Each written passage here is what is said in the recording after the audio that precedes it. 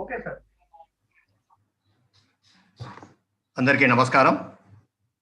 ఈరోజు మనం ఈ పాఠ్యాంశంలో మూలకాల వర్గీకరణ ఆవర్తన పట్టిక అనే పాఠ్యాంశం యొక్క రెండవ భాగం చూద్దాం.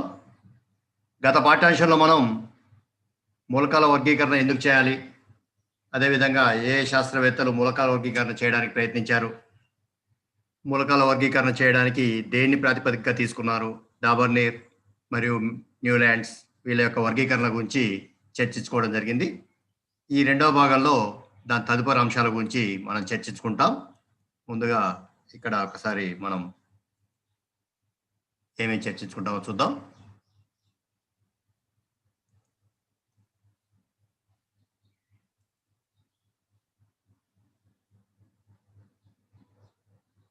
మూలకాల వర్గీకరణ ఆవర్తన పట్టిక రెండవ భాగం.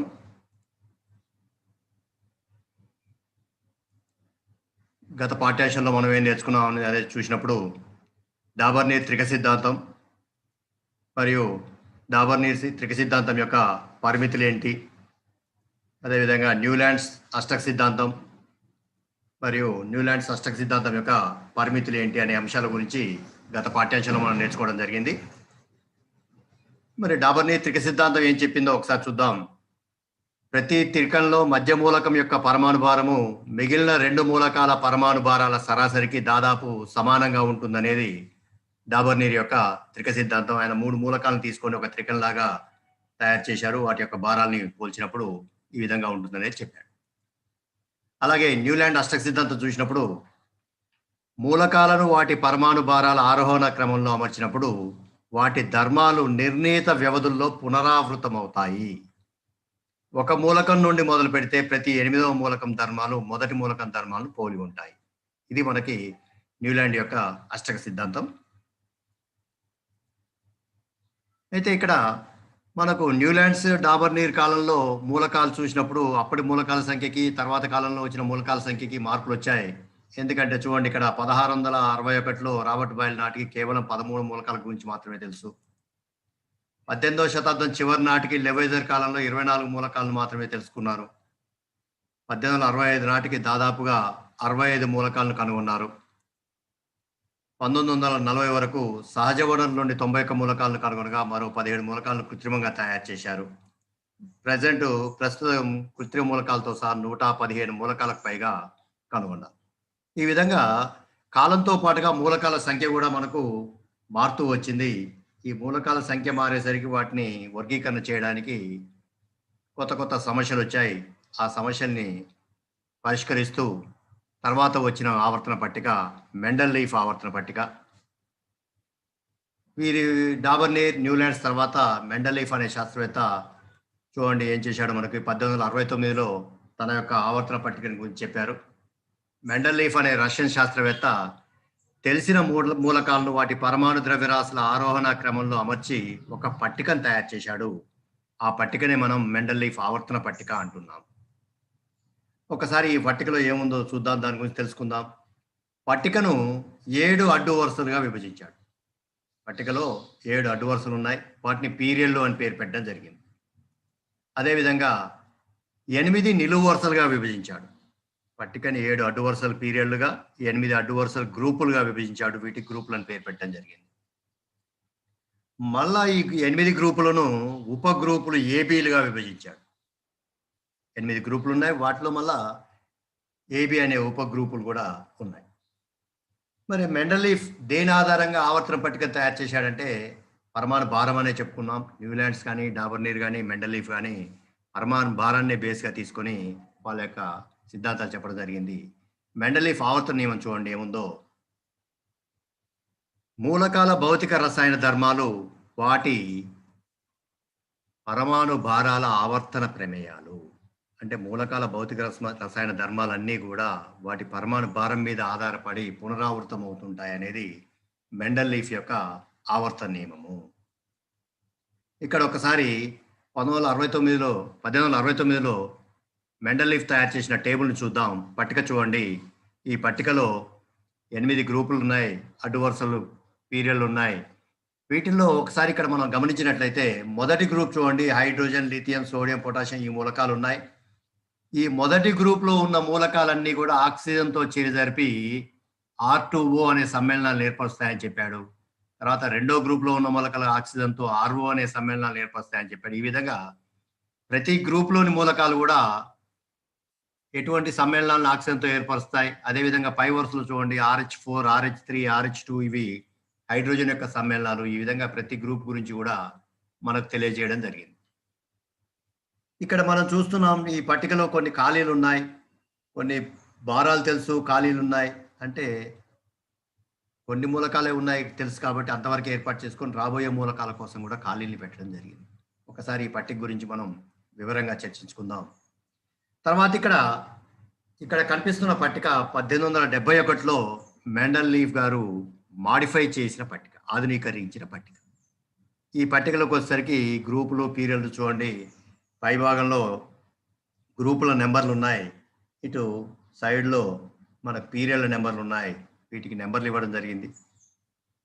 అలాగే ప్రతి గ్రూప్ కూడా ఏబి అనే భాగాలుగా ఉప గ్రూపులుగా విభజించి ఇటు ఎడమ పక్క కొన్ని మూలకాలు, అదేవిధంగా బి భాగంలో కుడి పక్క కొన్ని మూలకాలు ఏర్పాటు చేయడం జరిగింది. ఒకసారి ఈ పట్టికను గమనించండి.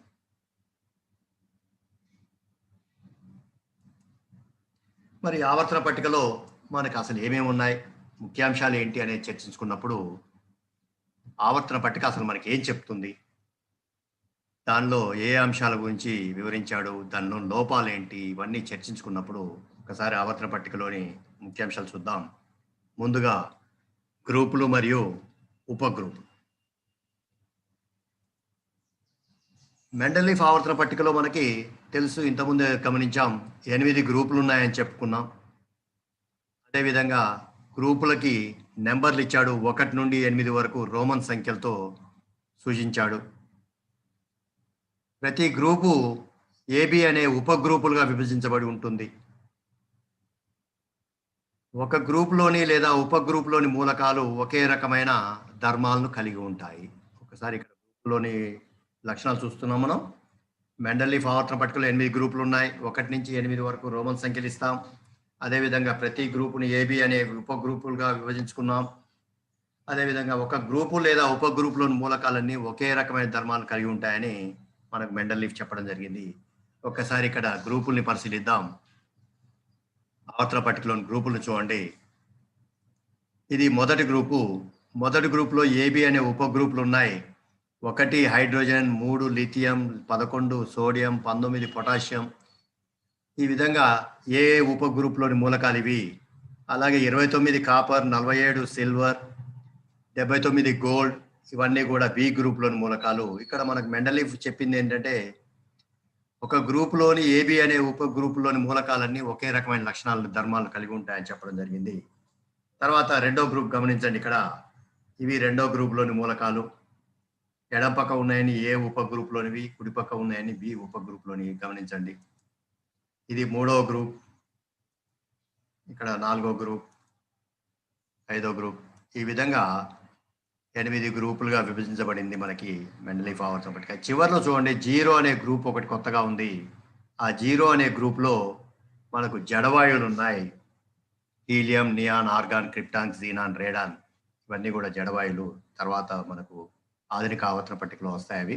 ఈ కింది భాగంలో చూడండి, మనకు ల్యాంథనైడ్లు అని కొన్ని మూలకాలు, అదేవిధంగా యాక్టినైడ్లు అని కొన్ని మూలకాలు కింద ఏర్పరచడం జరిగింది.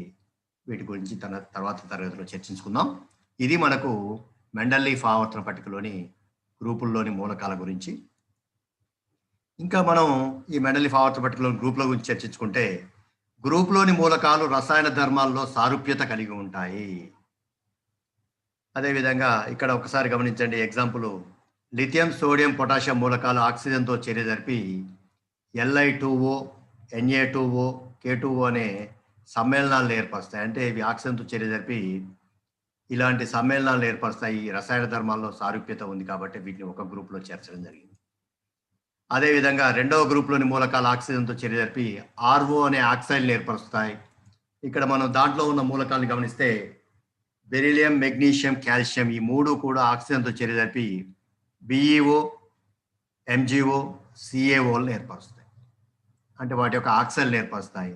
చూడండి, మొదటి గ్రూపులో ఉన్న మూలకాలేమో Li2O, Na2O, K2O వంటి సమ్మేళనాలు ఏర్పరిస్తే రెండో గ్రూపులో ఉన్న మూలకాలనేమో BeO, MgO, CaO వంటి ఆక్సైడ్లు ఏర్పరిచాయి.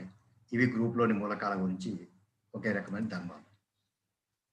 నెక్స్ట్ ఇక్కడ పీరియడ్ల గురించి చర్చించుకున్నప్పుడు మెండలీఫ్ ఆవర్తన పట్టికలో మనం చెప్పుకున్నాం, అడ్డు వరుసలను పీరియడ్లు అంటాం.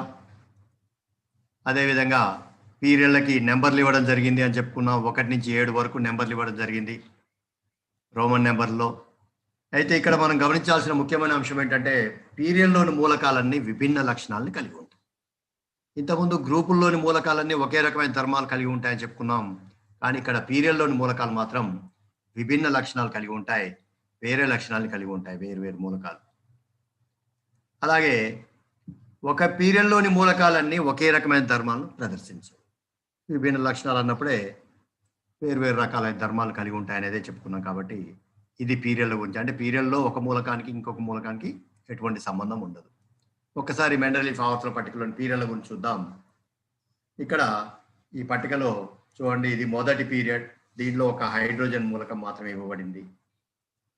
తర్వాత ఇది రెండో period, lithium, beryllium, boron, carbon, nitrogen, oxygen, fluorine, neon వరకు ఇవ్వబడ్డాయి. ఇక్కడ మూడో పీరియడ్.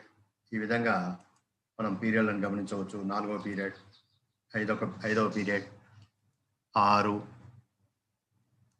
7.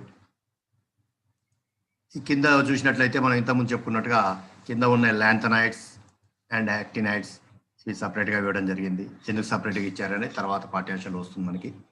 ఇక్కడ మనం ఇవి మెండలీఫ్ ఆవర్తన పట్టికలోని 7 పీరియడ్లోని మూలకాలు. తర్వాత ఇంకా మనకు మెండలీఫ్ ఆవర్తన పట్టికలోని ముఖ్యాంశాలు చూస్తున్నాం. మూడో అంశము, మెండలీఫ్ తన ఆవర్తన పట్టిక ప్రతిపాదించే నాటికి తెలియని మూలకాల ధర్మాలను కూడా ఊహించగలిగారు. అంటే అప్పటికి కొన్ని మూలకాలు తెలుసు, రాబోయే కాలంలో కొత్త మూలకాలు వస్తాయి, వాటి ధర్మాలు ఈ విధంగా ఉంటాయి, వాటి యొక్క స్థానం ఇక్కడ ఉంటుంది అనే అంశాన్ని ముందుగానే ఊహించడం జరిగింది. మరి ఎలా ఊహించగలిగారు? భవిష్యత్తులో కనుగొనబోయే మూలకాలను ముందుగానే ఊహించారు. వాటి కొరకు పట్టికలో ఖాళీ గళ్లను విడిచిపెట్టారు. ఖాళీ గళ్ళు అంటే మనం ఇంతకుముందే చూసాం, ఆవర్తన పట్టికలో కొన్ని ప్లేసుల్లో ఖాళీలు ఉన్నాయి. ఆ ఖాళీల్లో కొత్త మూలకాలు కనుగొనబడతాయి, వాటి ధర్మాల ప్రకారం ఇక్కడ ఈ స్థానంలో ఉంటాయనేది మెండలీఫ్ శాస్త్రవేత్త ముందే ఊహించాడు. అలాగే భవిష్యత్తులో కనుక్కోబోయే మూలకాలకి తాత్కాలికంగా పేర్లు కూడా పెట్టడం జరిగింది. ఇప్పుడు ఇక్కడ ఉదాహరణ చూస్తే ఇక్కడ చూడండి, ఈ మూలకాలకు మెండలీఫ్ ఊహించిన ధర్మాలు తర్వాత కనుగొన్న వాటితో సరిపోయాయి. దాదాపుగా మెండలీఫ్ ఏవైతే ధర్మాలు ఊహించాడో ఆయన తర్వాత తరంలో కనుక్కోబడ్డ మూలకాల ధర్మాలు ఆ ధర్మాలతో సరిపోయాయి. తర్వాత చూద్దాం వాటి ఉదాహరణ. ఇక్కడ మెండలీఫ్ తాత్కాలికంగా పేర్లు పెట్టే మూలకాలను చూస్తున్నాం. ముందుగా ఎకా బోరాన్, తర్వాత దానికి స్కాండియం అని పేరు పెట్టడం జరిగింది. తర్వాత ఎకా అల్యూమినియం, దీనికి తదుపరి కనుగొన్న తర్వాత గ్యాలియం అని పేరు పెట్టడం జరిగింది. అదేవిధంగా ఎకా సిలికాన్, తర్వాత కాలంలో దానికి జెర్మేనియం అని పేరు పెట్టడం జరిగింది. ఈ విధంగా మెండలీఫ్ ముందుగానే కొన్ని మూలకాలు ఊహించి వాటి ధర్మాల ప్రకారం వాటి స్థానాలను నిర్ధారించడం జరిగింది. తర్వాత తరంలో వచ్చిన శాస్త్రవేత్తలు ఆ మూలకాలను కనుక్కొని స్కాండియం, గ్యాలియం, జెర్మేనియం అని పేరు పెట్టడం జరిగింది. ఇక్కడ మనం ఈ పట్టికలో చూస్తున్నాం, మెండలీఫ్ ఊహించిన ధర్మం ఏంటి, దానికి తర్వాత పెట్టబడిన ధర్మం, కనుగొనబడిన ధర్మం ఏంటి అనేది ఇక్కడ చూస్తున్నాం మనం. ఒకసారి చూడండి, ఇక్కడ ధర్మాలు ఏమేమి తీసుకున్నారు? పరమాణు భారము, సాంద్రత, ఆక్సైడ్ ఫార్ములా, క్లోరైడ్ ఫార్ములా, ఈ విధంగా కొన్ని ధర్మాలను తీసుకున్నప్పుడు ఫస్ట్గా మెండలీఫ్ ఊహించిన ధర్మము, తర్వాత శాస్త్రవేత్తలు గమనించిన ధర్మము, 2 కాలమ్స్ ఉన్నాయి. ముందుగా చూడండి, ఇక్కడ ఎకా అల్యూమినియం యొక్క పరమాణు భారం 68గా మెండలీఫ్ ఊహించాడు. దాని సాంద్రత 5.9గా చెప్పడం జరిగింది.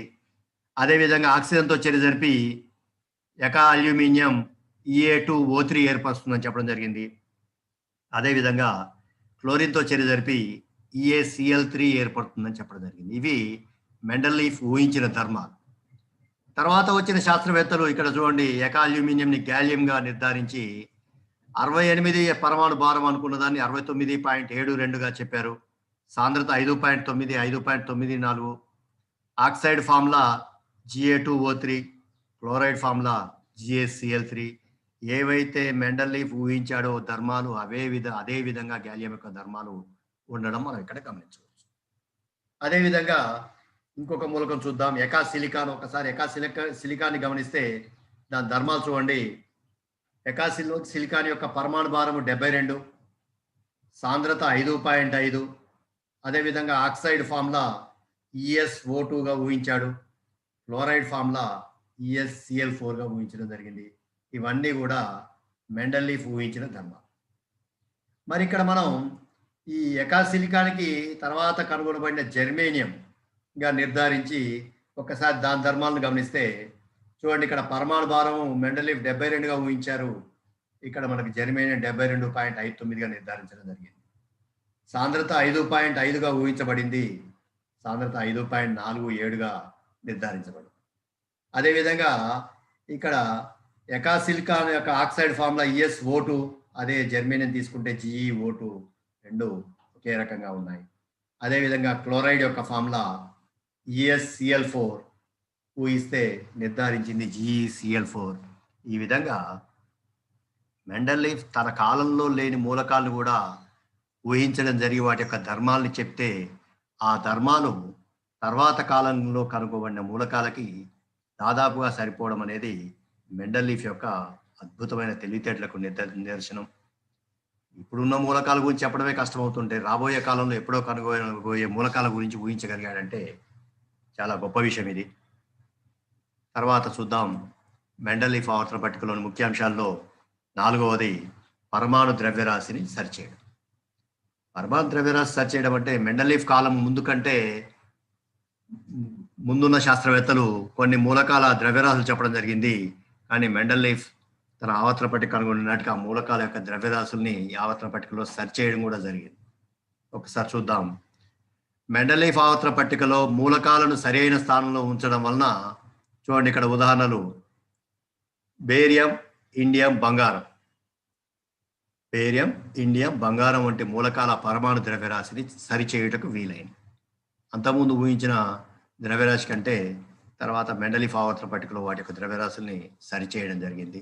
ఉదాహరణకు బేరియం తీసుకుంటే బేరియం యొక్క పరమాణు భారం 13.5గా అనుకునేవారు, కానీ మెండలీఫ్ దాని యొక్క భారము 9 అవుతుందని చెప్పాడు. ఎలా చెప్పాడు ఒకసారి చూద్దాం. పరమాణు భారంకి సమీకరణము తుల్యాంక భారము ఇంటూ సంయోజకత. పరమాణు భారము ఈక్వల్ టు తుల్యాంక భారము ఇంటూ సంయోజకతగా తీసుకునేవారు. అయితే మెండలీఫ్ ముందు వరకు కూడా బేరియం యొక్క తుల్యాంక భారము 4.5గా కనుగొనబడింది. అదేవిధంగా దీని యొక్క సంయోజకత 3గా తీసుకునేవారు. సంయోజకత 3, తుల్యాంక భారం 4.5, ఈ రెండింటిని మనం గుణకారం చేస్తే బేరియం యొక్క పరమాణు భారము 13.5గా అప్పటిదాకా ఉన్న శాస్త్రవేత్తలు భావించారు. కానీ మెండలీఫ్ ఏం చేశారు, బేరియం యొక్క సంయోజకత 3 కాదు 2 అని చెప్పడం జరిగింది. ఎప్పుడైతే బేరియం యొక్క సంయోజకత 2 అయ్యిందో దాని యొక్క భారము 4.5 ఇంటూ 2 అవుతుంది. కాబట్టి 9 అనేది మెండలీఫ్ చెప్పిన బేరియం యొక్క కొత్త భారంగా నిర్ధారణ. ఇదే విధంగా ఇండియం, బంగారం వంటి మూలకాలకు కూడా పరమాణు భారాలను మెండలీఫ్ లెక్కించడం జరిగింది. అప్పటి వరకు ఉన్న భారాల కంటే తర్వాత మెండలీఫ్ భారాల్లో మార్పును సూచించడం జరిగింది. అప్పటి వరకు ఊహించిన భారాలు వేరు, తర్వాత చెప్పబడిన భారాలు వేరు అనేది మనకి ఇక్కడ తెలియజేయండి. తర్వాత మెండలీఫ్ ఆవర్తన పట్టికలో ముఖ్యాంశాల్లో 5వ పాయింట్ చూస్తే ఇక్కడ ఒకటి అసంగత శ్రేణులు. ఏంటి అసంగత శ్రేణులు అన్నప్పుడు కొన్ని మూలకాలను గ్రూపులో సరైన స్థానంలో అమర్చలేకపోయాడు మెండలీఫ్. ఒకసారి ఉదాహరణ చూస్తే మనం మెండలీఫ్ ఆవర్తన పట్టికలో ఎక్కువ భారం గల టెలోరియం 127.6, తక్కువ భారం గల అయోడిన్ 126.9 దీనికంటే ముందుగా ఉంచబడి, అంటే ఆవర్తన పట్టిక తీసుకుందే మనకు పరమాణు భారాల ఆధారంగా అది ఆరోహణ క్రమంలో తక్కువ నుంచి ఎక్కువకు పోవాలి. కానీ ఇక్కడ ఏమైంది, టెలోరియం అనేది ఎక్కువ భారం ఉన్న మూలకం, అయోడిన్ అనేది తక్కువ భారం ఉన్న మూలకం, దీనికంటే ముందు ఉంచబడింది. మెండలీఫ్ ఆవర్తన పట్టిక తెలిసిన కాలంలో కనీసం ఎలక్ట్రాన్ కూడా కనుగొనబడలేదు. మెండలీఫ్ ఆవర్తన పట్టిక గురించి చెప్పింది 1869లో. అదేవిధంగా ఆవర్తన పట్టికను ఆధునీకరించింది 1871లో. అప్పటికి ఎలక్ట్రాన్, ప్రోటాన్, న్యూట్రాన్ వీటి గురించి తెలియదు. కానీ అప్పటికే పరమాణు భారాన్ని ఊహించడం, ఆ పరమాణు భారాల్ని సరిచేయడం, రాబోయే కాలంలో కనుగొనబోయే మూలకాలని కూడా ఊహించి వాటికి స్థానాల్ని కేటాయించడం, ఇవన్నీ కూడా మెండలీఫ్ యొక్క ఆవర్తన పట్టిక యొక్క అద్భుతమైన విజయాలు ఇవి. వీటి స్ఫూర్తిగా తీసుకునే తర్వాత పట్టికని తయారు చేయడం జరిగింది. దానికి మూలం ఆవర్తన పట్టికే, మెండలీఫ్ ఆవర్తన పట్టికే. అయితే ఇక్కడ మెండలీఫ్ కంటే ముందు డాబర్నీర్, న్యూలాండ్ చెప్పిన విషయాలను కూడా ప్రాతిపదికలుగా కొన్ని తీసుకున్నారు. కానీ మన ఆధునిక ఆవర్తన పట్టిక తయారు చేయడానికి మూల కారణం మాత్రం మెండలీఫ్ శాస్త్రవేత్త గారి కృషి. అతని కృషికి గౌరవార్థం మన ఆవర్తన పట్టికలోని 101వ మూలకానికి అతని పేరుపై మెండలీవియం అనే పేరు పెట్టడం జరిగింది. ఆవర్తన పట్టికలో గమనించండి, 101వ మూలకం మెండలీవ్ గారి పేరు మీద మెండలీవియం అని పెట్టారు మన శాస్త్రవేత్త. మరి ఎప్పుడైతే మెండలీఫ్ ఆవర్తన పట్టిక గురించి తెలుసుకున్నామో, ఈ ఆవర్తన పట్టికలో కొన్ని పరిమితులు కూడా ఉన్నాయి, కొన్ని అసంబద్ధ విషయాల్ని కూడా చెప్పడం జరిగింది. ఒక్కసారి వాటి గురించి చూసినప్పుడు, ఫస్ట్ది ఇంతకుముందు చెప్పుకున్నట్టుగా అసంగత మూలకాల జతలు. కొన్ని మూలకాలు వాటి స్థానాల్లో తారుమారుగా ఉంచబడ్డాయి. ఫస్ట్ ఒకటి చూడండి, అధిక పరమాణు ద్రవ్యరాశి గల మూలకాలు అల్ప ద్రవ్యరాశి గల మూలకాలకు ముందుగా ఉన్నాయి. మనం ఇంతకుముందు చెప్పుకున్నాం, ఎక్కువ భారం గల టెలోరియం తక్కువ భారం గల అయోడిన్ కంటే ముందు ఉంచబడింది. టెలోరియం భారం 127.6, అయోడిన్ భారం 126.9. అయోడిన్ తక్కువ భారం కాబట్టి ముందు స్థానంలో ఉండాలి, టెలోరియం ఎక్కువ భారం ఉంది కాబట్టి తర్వాత స్థానంలో ఉండాలి.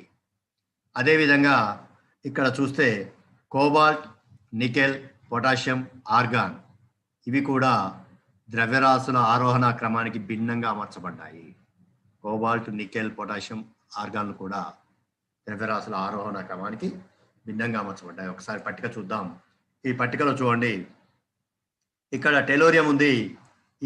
ఈ టెలోరియం యొక్క ద్రవ్యరాశి యాక్చువల్గా 125గా తీసుకున్నాడు. ఇక్కడ అయోడిన్ యొక్క ద్రవ్యరాశిని 127గా తీసుకున్నాడు. కానీ ఇక్కడ మనం ఇంతకుముందు ఈ రెండింటి ద్రవ్యరాశి చూసినప్పుడు టెలోరియం యొక్క ద్రవ్యరాశి 127.6, అయోడిన్ యొక్క ద్రవ్యరాశి 126.9. ఈ ద్రవ్యరాశిలోనే తేడాలు ఉండడం వల్లనే అయోడిన్ కంటే ముందు టెలోరియంని అమర్చడం జరిగింది.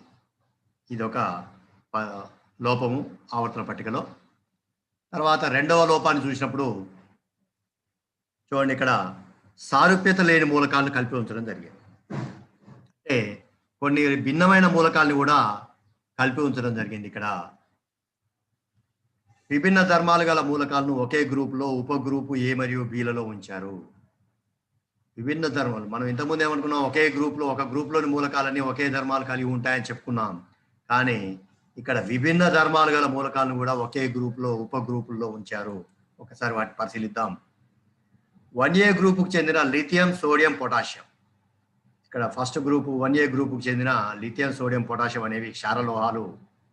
అదే ఫస్ట్ గ్రూప్లోని బి గ్రూపు ఉపగ్రూపుకు చెందిన కాపర్, సిల్వర్, గోల్డ్ వంటివి ఈ మూలకాలతో చాలా తక్కువ సారూప్యతను కలిగి ఉంటాయి. 1A గ్రూప్ మూలకాలకి లిథియం, సోడియం, పొటాషియానికి 1B గ్రూప్ మూలకాలైన కాపర్, సిల్వర్, గోల్డ్ వంటి మూలకాలకి లక్షణాల్లో చాలా తక్కువ సారూప్యత ఉంటుంది. అయినా ఈ అన్నిటినీ ఒకటో గ్రూప్లోని ఏ మరియు బి ఉప గ్రూపుల్లో ఉంచడం జరిగింది. అదేవిధంగా 7A గ్రూపుకు చెందిన క్లోరిన్ అలోహము, కానీ 7B గ్రూపుకు చెందిన మాంగనీస్ అనేది లోహం.